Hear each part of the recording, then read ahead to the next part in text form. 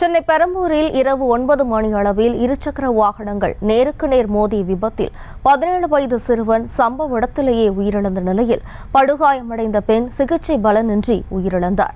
எதிரே வந்த வாகனத்தின் மீது சிறுவன் அதிவேகமாக சென்று மோதும் பதைப்பதைக்க வைக்கும் சிசிடிவி காட்சி வெளியாகியுள்ளது.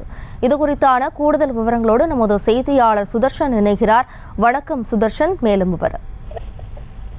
சென்னை பெரம்பூர்ல மேலப்பட்டி பொன்னப்பன் தெருவை சேர்ந்த அந்த தெருவில் இருக்கக்கூடிய வீதி சாலை சுடுகாடு அருகே கடந்த 8ஆம் தேதி 11 மணி அளவில் செம்பியம் ரமணா நகர் பகுதியை சேர்ந்த 17 வயது சிறுவன் சிவகுரு என்பவர் பல்சர் வாகனத்தில் அதிவேகமாக சென்று கொண்டிருந்தார். அப்பொழுது குளத்தூர் சௌந்தர்யா நகர் பகுதியை சேர்ந்த ஷர்மிளா பானு என்பவர் மற்றொரு இருசக்கர வாகனத்தில் எதிர்திசையில் வந்து கொண்டிருந்தார். சிறுவன் சிவகுரு ஓட்டிய இருசக்கர வாகனம் அதிவேகமாக ஷர்மிளா பானு இருசக்கர வாகனத்தின் மீது பயங்கரமாக மோதியது.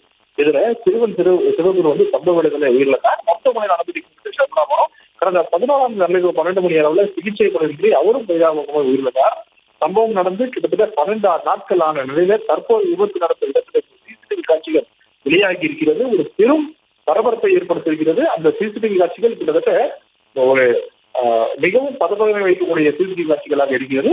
அதிவேகமாக வந்த சிறுவன் எதிர் திசையில ஷர்மிளா பானு மீது மோதிய இந்த சிசிடிவி காட்சி வெளியாகி இருக்கிறது. பெரும் பரபரப்பை மட்டும் இல்லாம ஒரு மிகப்பெரிய ஒரு பதவி வைக்கக்கூடிய ஒரு அளவுல அதை நிறுத்தி வந்திருப்ப காரணத்தால அதை பார்க்கக்கூடியவர்கள் அனைவருமே கண் கலங்கி அதை பார்த்து கொண்டிருப்பார்கள் அப்படின்னு சொல்லிட்டு சமூக வலைதளங்கள்ல தொடர்ந்து அதற்கு பல கமெண்ட்களும் விவரங்களுக்கு நன்றி சுதர்ஷன். செய்திகளை உடனுக்குடனும் துல்லியமாகவும் தெரிந்து கொள்ள சப்ஸ்கிரைப் பண்ணுங்க.